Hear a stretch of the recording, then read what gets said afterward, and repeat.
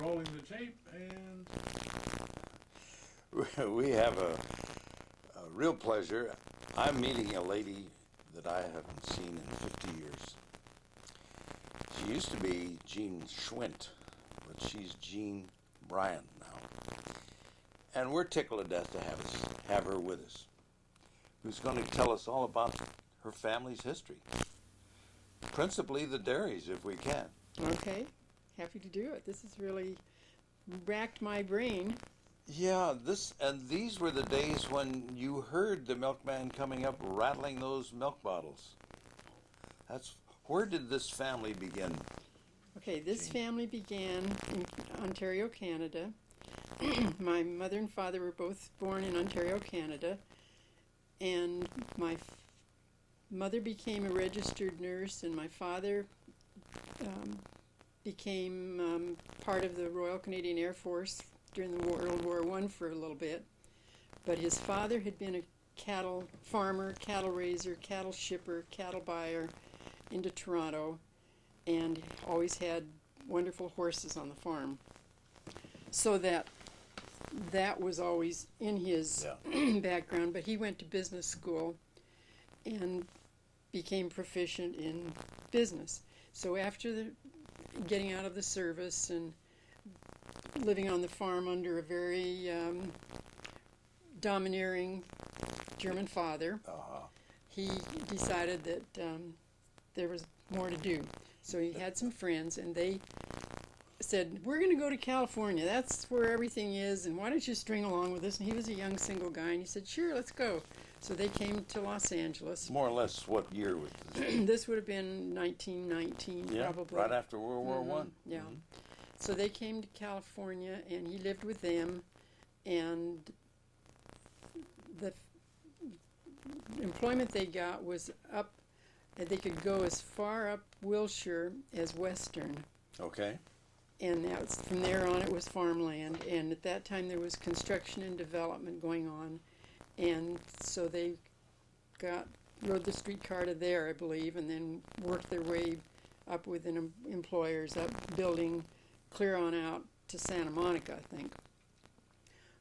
And that was fine, and they were having good time. Sure, a lot of fun. So then my mother was a registered nurse, and a girlfriend of hers in the nursing program said that she had been asked by Ben and Sam Fratkin, Ben Fratkin mostly, who needed a nurse to travel with him from Canada, and he was going to go out to Vancouver and then down to Los Angeles, and that she wanted to know would my mother like to come along also. So the two girls and the Fratkin family came and ended in Los Angeles. So then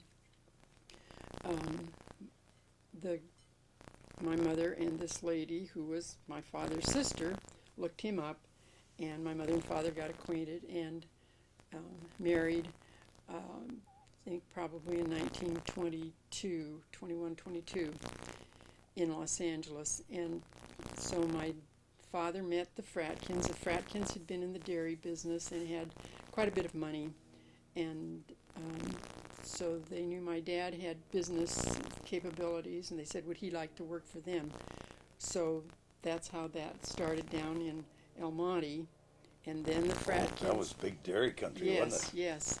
So then the Fratkins had money, and they wanted to build a really nice creamery and production and business in off of San Fernando Road, and they did it right across the street from the big Van de Kamp bakery and restaurant that they built there. So this was a show place there, and they had many trucks and routes and beautiful production place, processing of milk there. And my father's brother Jim was about 16, and he wanted to leave the farm. So my dad said, okay, you come out and I'll get work for you. So my Uncle Jim came out, and then at that time, then the Fratkins connected with Pete Rubel up Aliso Canyon, and they were familiar with the bull, and that Mr. Rubel was prepared to sell the property. Tell us about this story about the bull. Well, there's a lot of versions of the bull, and everybody has a different story because it's become like folk tale, and the price of it has become like folk tale, and so you can put any amount on the price, the value of this wonderful bull. And I heard that the bull died, and that ruined Mr. Rubel's opportunity to have this fabulous herd. My cousin said no, he was infertile and was useless, and that ruined Mr. Rubel's opportunities to have a herd. Mr. Rubel had property out in Piru and was a very educated, traveled man, and had been important in the Red Cross in the war. And I want to say this, that the name of the place was called the Billiwhack, and it's my understanding that because he had also been very involved in Boy Scouting, that was a term that they used in Boy Scouting, and it meant the bailiwick. Yes, yeah. And so that's my understanding of how that name came to be. And so anyway, the Fratkins then bought the property, and it became marvelous show place, and anybody who ever remembers it thinks glowingly of it when it was in its prime. Tile floor, show place. It was where you went on Sunday with your families, and you stood on the little mezzanine and watched the milk processing, and they had little bottles of milk that you could drink free. Yeah. And you could go see the cows, you could go see the milking, you could see the calf barn, and it was a beautiful place. And my dad was responsible for the managing, and he also did the purchasing of the cattle and hay, and he and my mother would travel up to Oregon and meet dealers and buy cattle and load truckloads or trainloads of cattle and ship them back to the Billiwhack. And then he was also responsible then for having cattle out on the hills when they weren't milking, when they were dry and ready to give birth. So he knew Douglas Shively through the banking part of it. Doug had Citizens State Bank in Santa Paula. Santa Paula, yeah. And he liked to go with my dad up to Los Alamos on the ranch that was leased up there to check the cattle. And so my dad had a horse called Tony, and so whenever Doug went, he rode Tony. And as you'll see in that movie, is some pictures of them up there checking the cattle, and sometimes they would stay overnight. If I was lucky, I got to go. Usually my brother went, and it was... Well, you were a pretty good rider in your day, if I remember correctly. It was a fun thing to do, yes. And one of the funny things, I'll just ramble. Whenever my dad would stop at a little restaurant going up to the property up there, he'd always stop in and say, what kind of cherry pie have you got? And they said, well, we'll have it when you come back. And so he'd go up and do his day's riding and checking the herd, and then come back, and they would always have cherry pie. So he did the Billiwhack, and I think until about, well, let me say, we moved up then as the Billiwhack got really going. My mother and my brother was born in 1923. I was born in 1927. We came to Ventura then in about 1932, and I had to go to kindergarten again because I was too young. I had started in Los Angeles a year before you could start up here. Do you remember your teacher? No, but I just remembered the fun part of it was standing on my head against the wall. That was the best part about kindergarten. And I believe it was at Washington School that we went. And then I think it was condemned, and we went to Mayhanning School. And then... They closed that down. Yes, and they closed that. So then we moved across the street from the Billiwhack was the Dr. Street property. And it was a very lovely big shingled house with wonderful grounds, and it had some apricot sheds. And those were wonderful years up Aliso Canyon. All the Yanyas kids, the Fitzpatricks, the Freemans. We were next door to Perry Dupree, and it was just a gang cult of kids on horses. That's right. I can remember them coming in once in a while. Oh. The 4 or 5 of them Well, we delivered. come to grammar school on their horses. Yeah, and we had a Shetland pony and a wicker basket, and was Bobo, and we would have to ride down to the foot of the canyon and get the newspapers would be left at the foot of the canyon, and we would pick up the papers and ride back up the canyon and deliver the papers, my brother. So all of these kids all rode their horses down. We'd hoop, and do our thing, and then we would, when the watermelons were ripe, we'd go attack Mr. Dupree's watermelon patch and just take the watermelons and smash them and just eat the heart out. Oh my!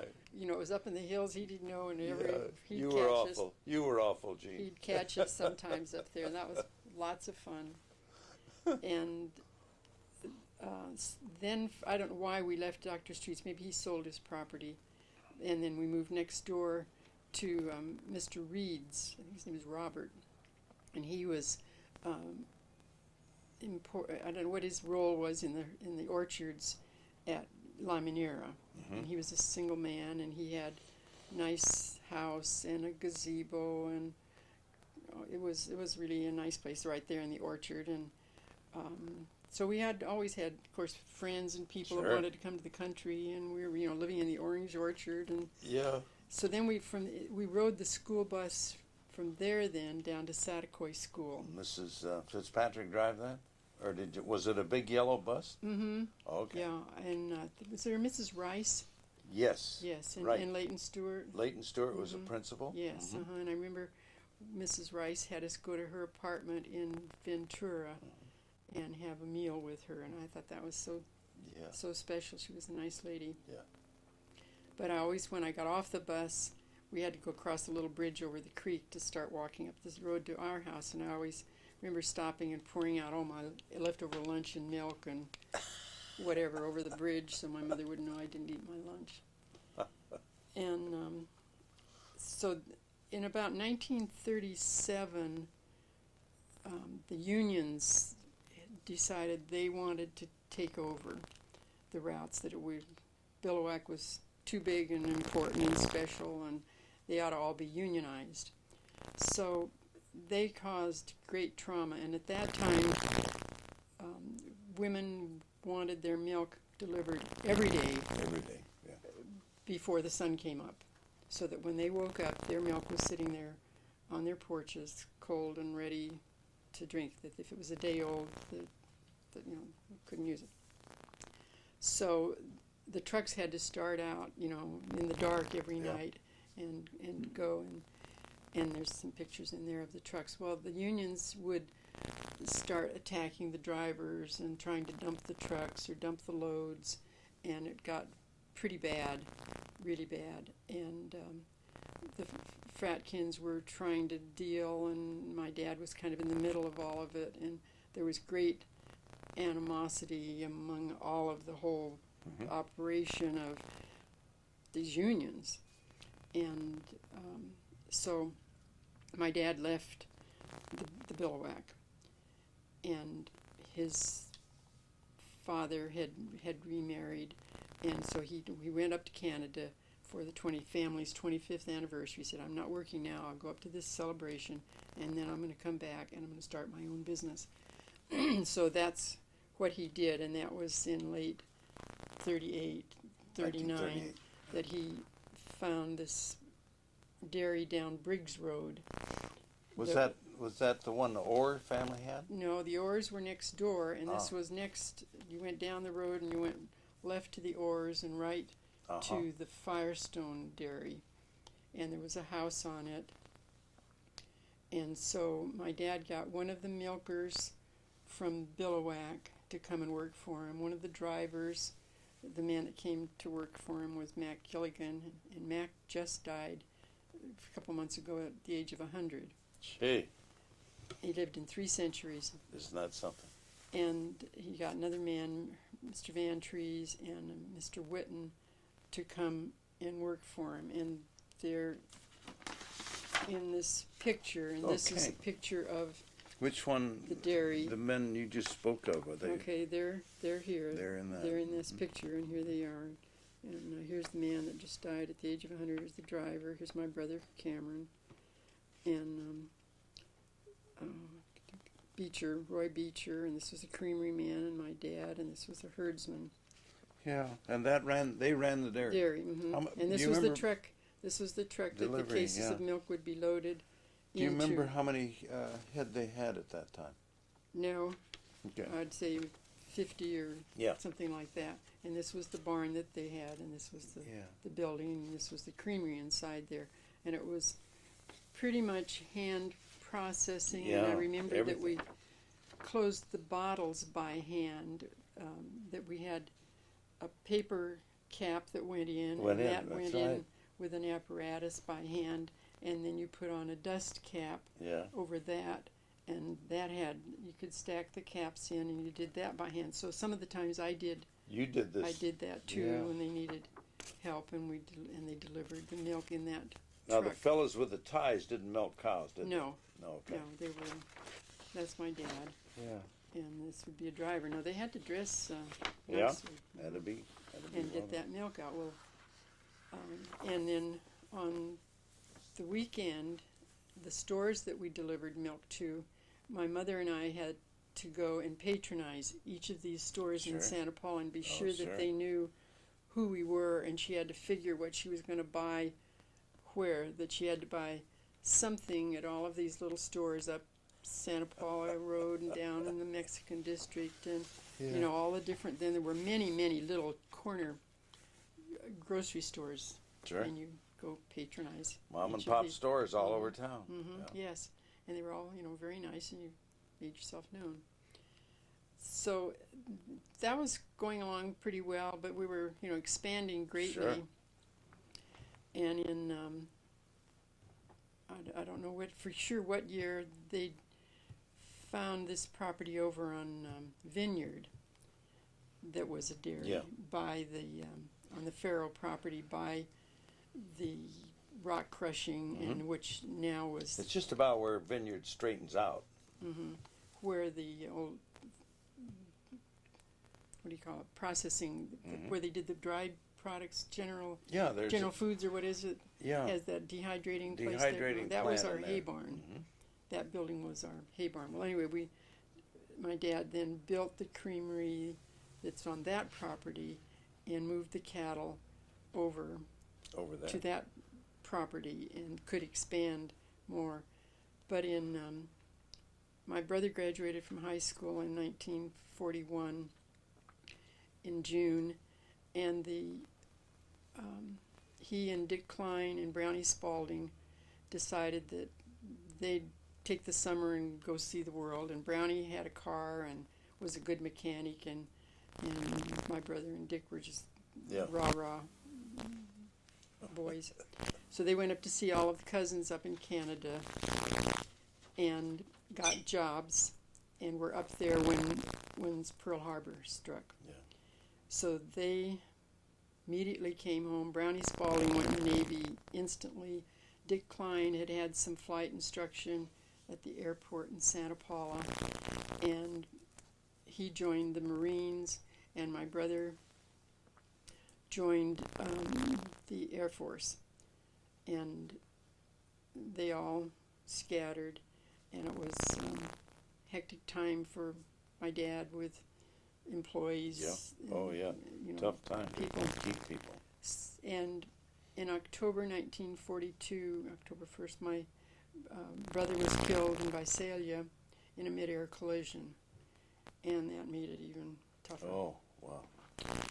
And so my dad had put... Incidentally, I saw Dick Klein not too long Oh, ago. did you? Yeah, nice guy. Yeah. So because of the war, my dad had put all the tires he could find for his trucks up in the attic of the house. And in that house we had oil tank upstairs to heat the house. We had a wood stove, but we updated and had this oil tank. And I was in Los Angeles for a week visiting a friend. My dad was at a horse show. He was very much into horses then. And my mother had gone into town shopping, came back and stopped at Mrs. Staben's in the canyon, stopped there. Then she came home and had a cup of tea and went to see, I believe, Mrs. Bryson. And Which Mrs. Bryson? Louise. Homer. And she was Mrs. Staben's sister, cousin.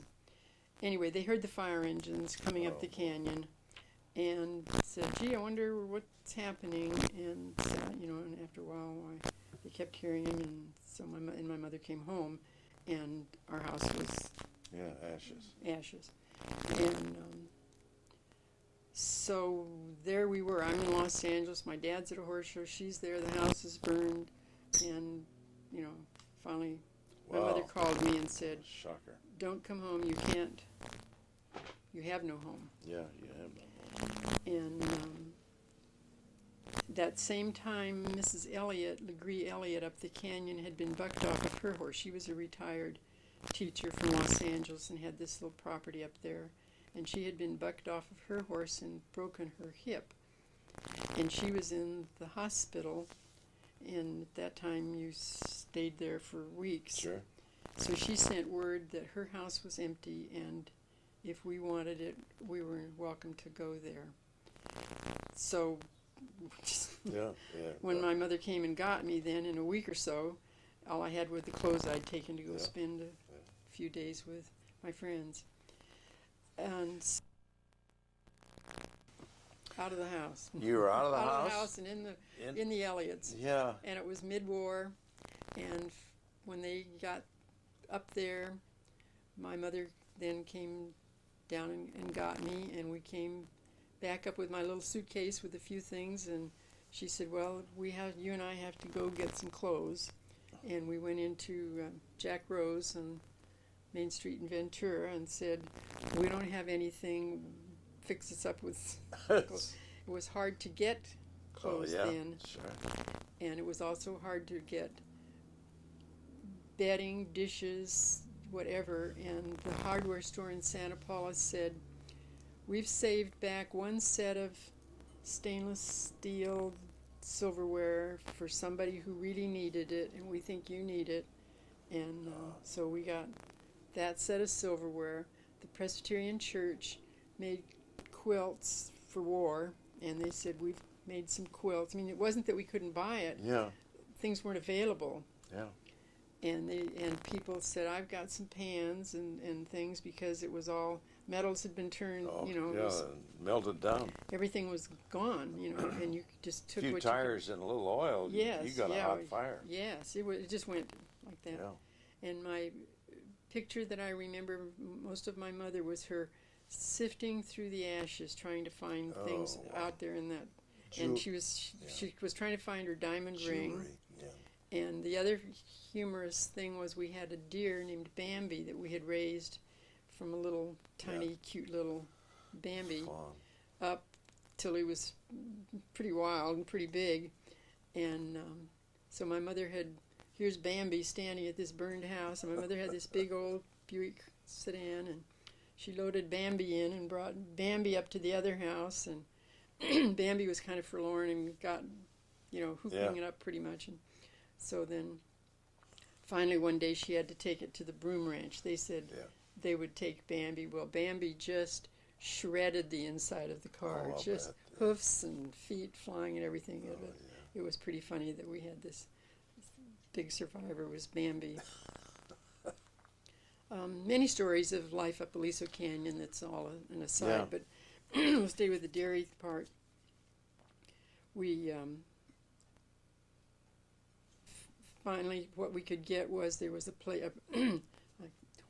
a dairy over in Oxnard, the Berg Dairy, and they said that they had a house. We didn't want to buy dairy property, but they knew my father, and they said, we're going to move to Fresno or something, and if you want this house, because you couldn't build a house, we couldn't get building materials to build a house. And they said, if you want to buy this property, we'll sell it to you. So we did, and it was not much of a house, but it was a house. And it had a double garage and another house, apartment up over that.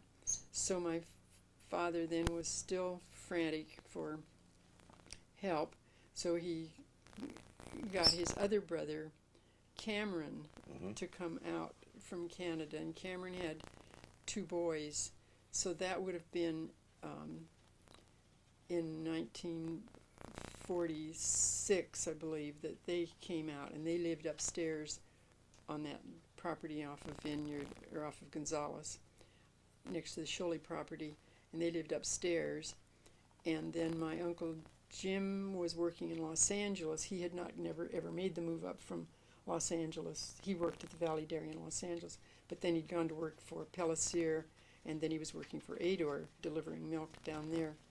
And as an aside, his wife worked on the Howard Hughes Spruce Goose. Oh, really? During the war. That was a big one. Yes. It finally moved north, I guess. Yeah, I don't know what it is, a museum. Yeah. So anyway, they came up also because my dad needed help because we were growing and it was hard to get good, trustworthy people. Everybody's going to the war. So there was a Quonset house then that they got and put on that property. So my Uncle Jim then lived there was a house by the Quonset. We had a Quonset and then another house on there. So he lived in that house. So the 3 brothers were all on this property together and working for my dad, trying to keep Golden Top going. And when did the name Golden Top come in? When my dad did the property on Briggs, when he went into When he business went for down there. himself. And it had 2 things. One was that the object of serving milk was to see who could have the most cream on the top of the bottles. Oh, yes. And that was Golden Top. And then he said, because my daughter has Golden Top. Yeah.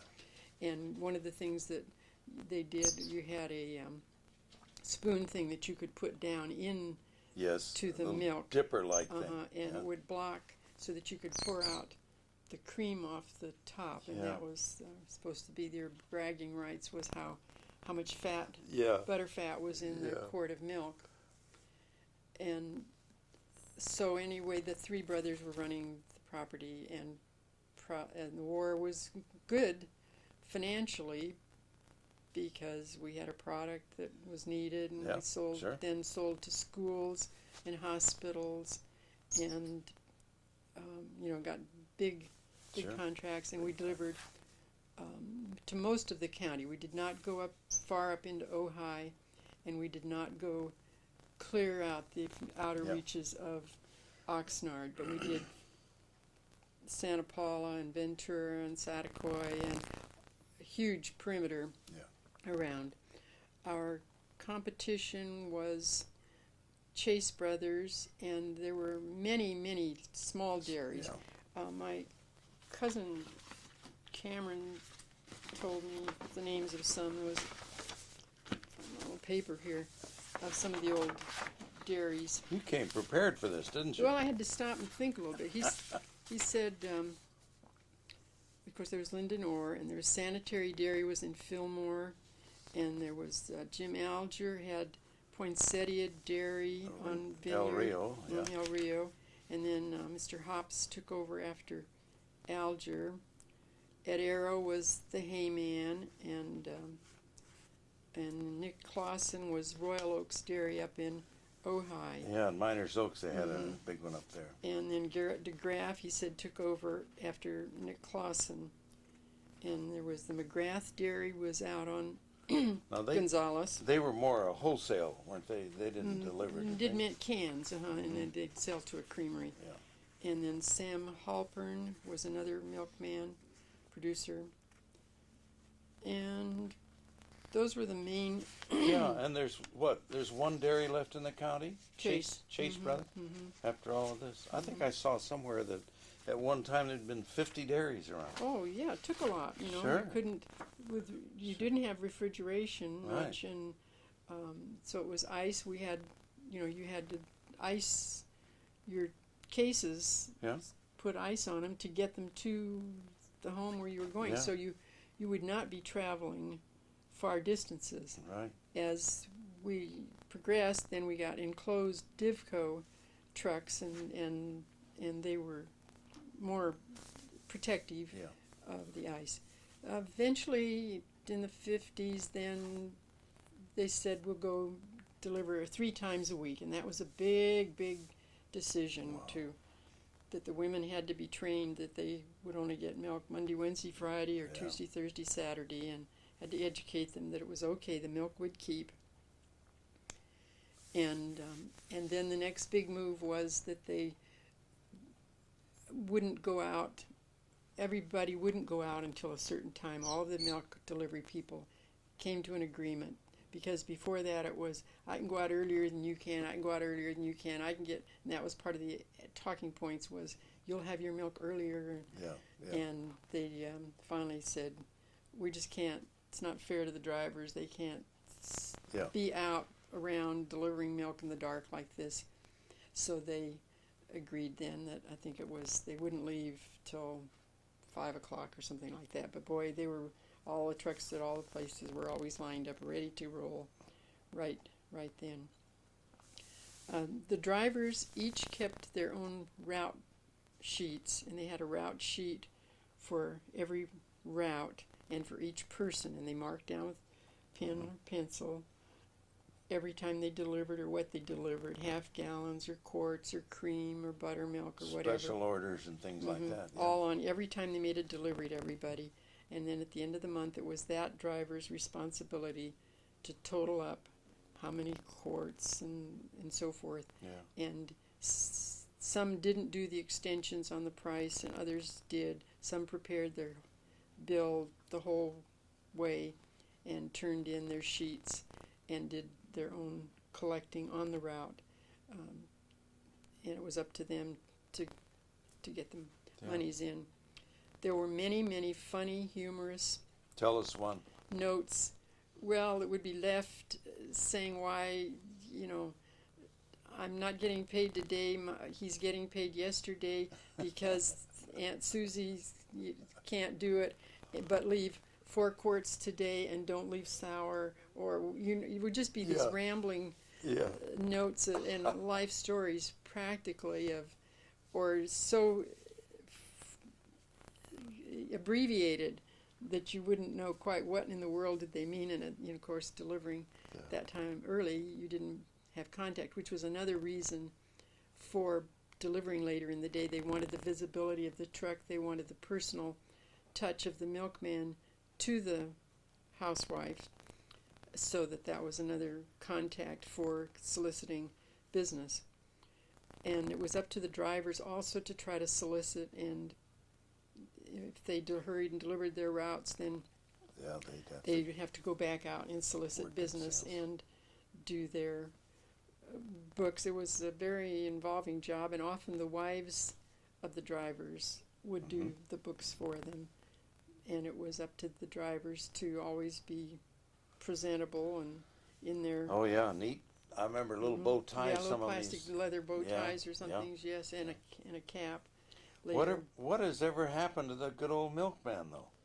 Well, volume deliveries came in.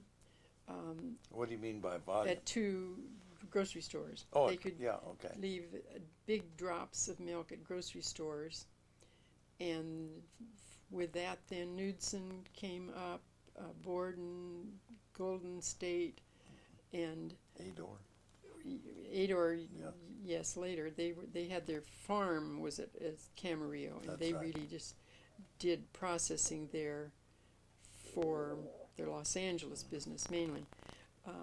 Ador is named for Mrs. Adamson, the owner of Ador. Her name was Rhoda, and so Ador was Rhoda backwards. It was always difficult to keep drivers because it was a very demanding, strenuous job, but others, that was just ducky with them, and they with the energy stayed on loyal through many years. and was greatly appreciated. As the dairy expanded, then we outgrew Vineyard Avenue.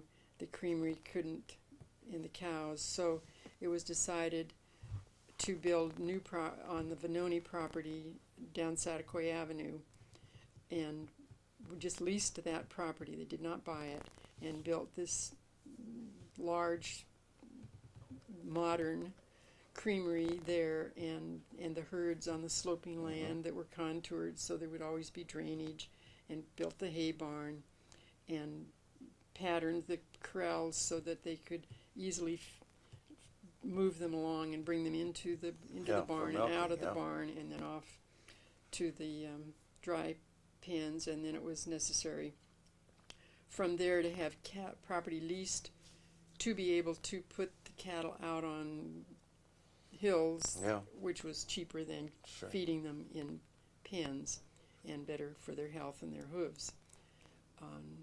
So that creamery then became the responsibility of my dad's brother, Carl Cameron, and they built 3 or 4 houses up Satakoy Avenue for the help to live in. And for a while they had Danish milkers, young Danish boys came over and lived in those houses, and Mr. Gilligan and his wife lived in one of them, and my Uncle Cam and Evelyn and their 2 boys, Cameron and Jimmy, lived in one of the houses. My dad became more and more involved in trotting horses, cutting horses. That was his real love. And he wanted to withdraw some back out of the business. So he gave the responsibility to my Uncle Cam for the production, and gave the responsibility for the processing and delivery. He didn't give, they bought. To my Uncle James Douglas Schwint, his brother, and to my husband, Virgil Rollins Bryan. That went along fairly well, but the processing and delivery became not so profitable, and Chase was really competing. The stores were competing. My uncle, at his processing part, production, had government guarantees support money, so that whether you sold it or not, you were guaranteed a certain amount of money. So he had, and this is, I'm maybe not explaining it right, but that he had more of a fixed support level. There was price support in the state, and you were guaranteed to be paid whether this was a state thing. And they would often just separate out the butter fat and sell just the butter and fat and dump the whey, the rest, the skim, or sell it to pigs or something, because little by little the routes couldn't use as much as he could make, and he was selling his milk off other places, and the part on Vineyard was not doing so well. So it was decided there then to try to have a catering supply business also on that property. And finally, in 1966, my father was racing trotting horses on the circuit, and he was in Phoenix at the Trotting Horse Park, and they had night racing, and he tumbled off of his cart, off the sulky. He had was just kind of uncertain, was it heart or quite what, but anyway, he was a heart condition mostly, and as he was winning the race, he tumbled off of the sulky and died instantly. Oh my. And we all said, what a way to go. Yeah. But it was that's true. Startling for me to receive the call at midnight, and recover. He was gone. And Mike Griffin from the Taylor Ranch was a pilot and had a plane, and he said, "Whatever you want, Jeannie, I'll take you. Where do you want to go? How can I help?" And I said, "Well, I've got to get to Phoenix." So my husband and I went over to Phoenix and dealt with the string of horses, his help, his equipment, his apartment, the legalities, and shipping his body home. And at that point then, the two parts of the dairy business then had to kind of recover from that. And so eventually the creamery and routes were sold. The creamery was closed, the routes were, and customers were sold to Chase Brothers, and the catering business, which used the ice machines and the cooling rooms and the barn for supplies, was the only business. It was not enough finally for the two families to live off of, and my husband then went to work as administrative assistant to Frank Jewett, and then to Dave Eaton in the county government. That's right. I was trying to think where I used to see Birds. Yeah. He worked for Frank Jewett. Mm-hmm. So that was the end of that, and the creamery. Let's see, my dad died in '66. My mother died in 1970, and Uncle Cam and Uncle Jim kept running the catering then until he died, and then his daughter kept it until she died in 1995, and then I sold it for Doug in about 1997 to one of the drivers, and my cousin Doug still works for Naz Salebian, and I did not want it called Golden Top, and so it's supposedly called Golden Cup, but they fudge on that. But it was, when the business was gone, the business was gone, and I didn't want that name to continue. We had, the cattle brand was GT, was a G with a T down from it on the cattle. That was Golden Top. And that's about the story of dairying, and the catering is still going under the name of Golden Cup, and Doug is the last Schwint in the county. Yeah. My cousin Cameron. Well, you count, Well, but it's not Schwint. My cousin Cameron has stayed in the dairy field. Yeah. He graduated from Davis, and he is a geneticist and travels all over the world to Ireland, Spain, Mexico. I heard this. And sees what herd prescribes semen for herds, and is very successful. He has known all of his life the number of every cow we ever had, and what calves she had, and how their production was, and he could tell you to this day. He quoted old number 942. You know her, she, and she had number and he still has this photographic memory, and always has, and is excellent at what he does. His brother became an inseminator, and lives up in Montana now. Yeah. So this is the story from Canada, the route that's come, and that's a wonderful story. And at one time, my dad had 670 acres down in Moore Park, and had cattle and horses on that. And when he died, and then after my mother died, Uncle Sam got his hands in the picture and slapped big, healthy liens on the property for inheritance taxes, that you either sold the property or you went to jail.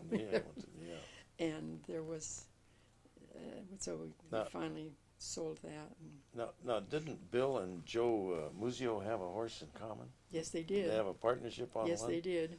I think when, I have a picture somewhere. do you of that. really? Well, that was I well remember that. We lived in Ventura at that time. My mother and I said to just moved up to Ventura, and my mother had inherited a little money. Her father died, and I still can picture the time when we discussed the horse, and I believe I was trying to think whether Pete Adcock. Did you ever know Pete? Sure. His Pete. wife Mary, wasn't it? He married Annie Silva. Annie Silva, yes. I have in my head that somehow he was involved in it, but might not have been. But anyway, he was also part of the Billiwhack, I believe. He'd been. I think so. Milk I think he was driver. a milker there. Yeah, Or was a milk driver. Something driver, yes. And they had a little boy, and they were awfully nice people. I never knew what became of them.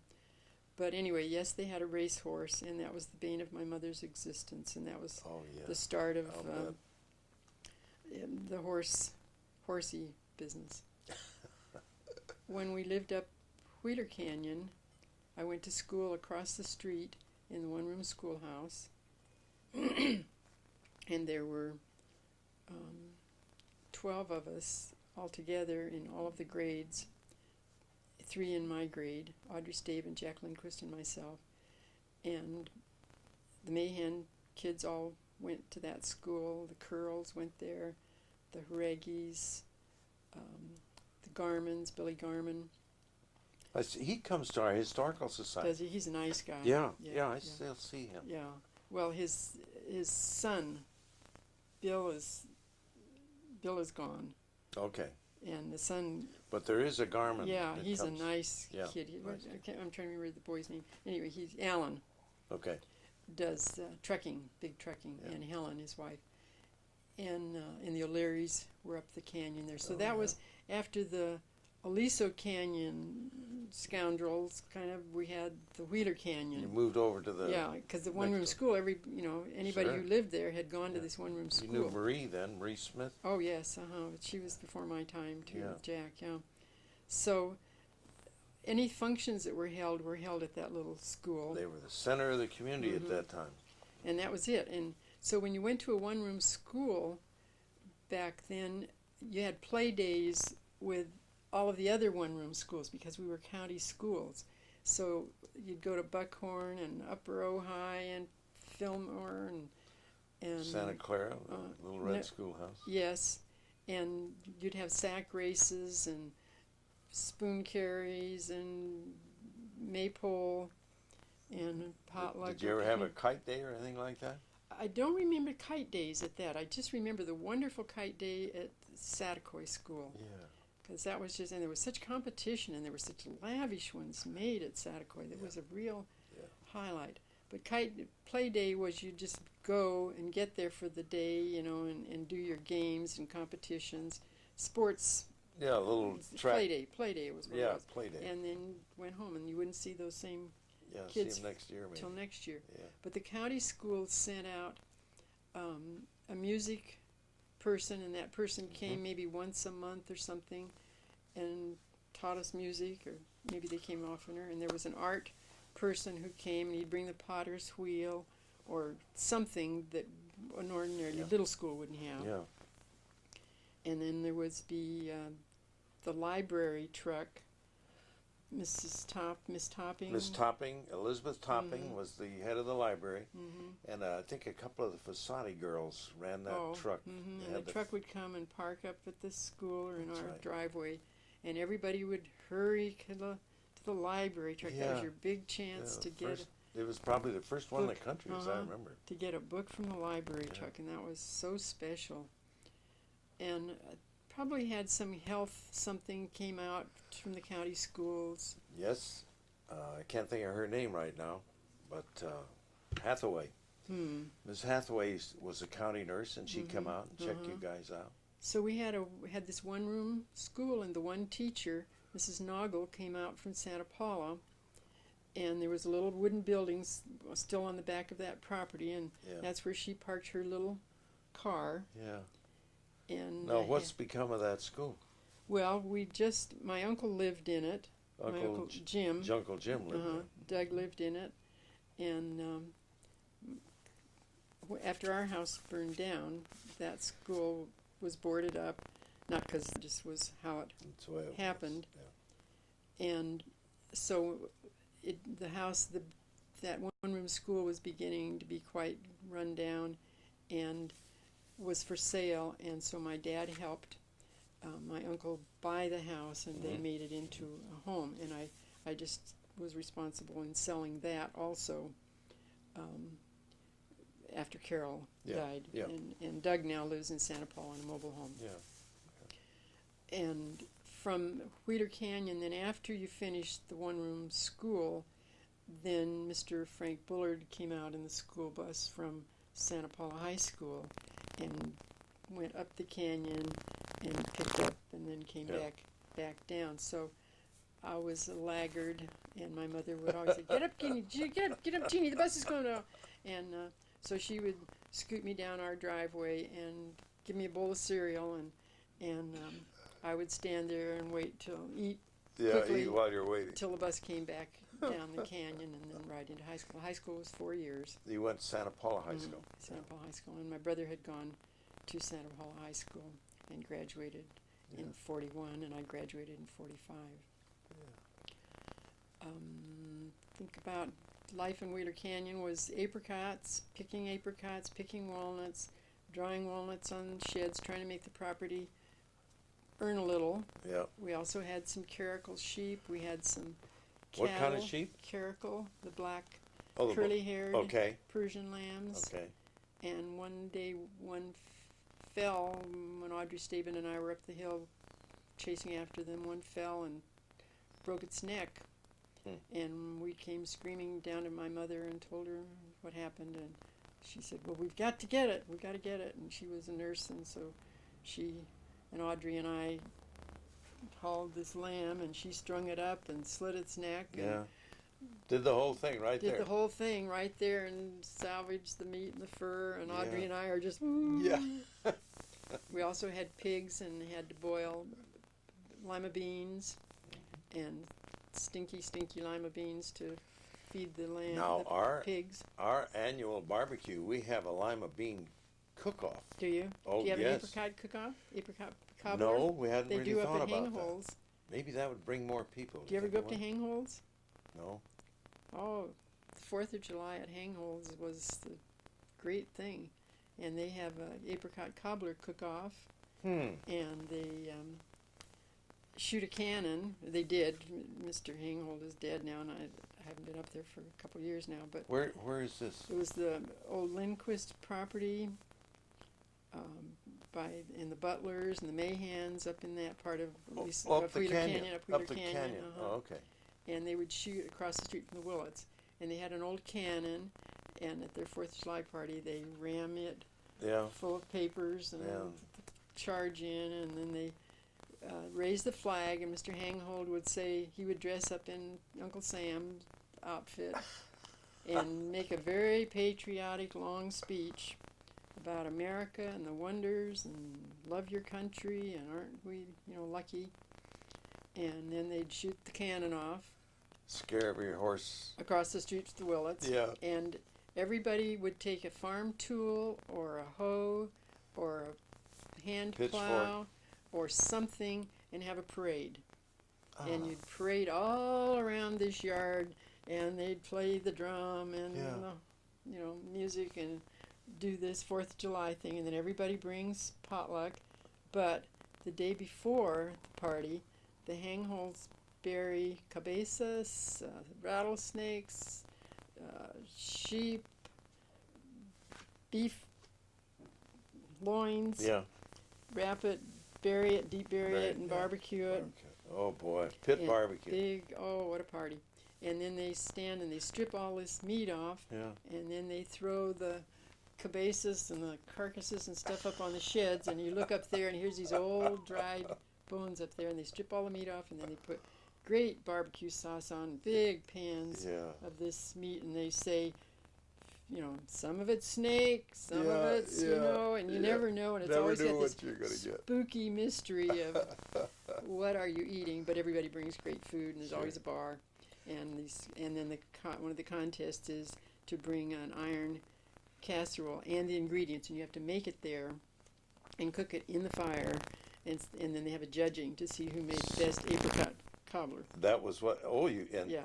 I got you. That was Now, what was that name? What's the farmer's name there?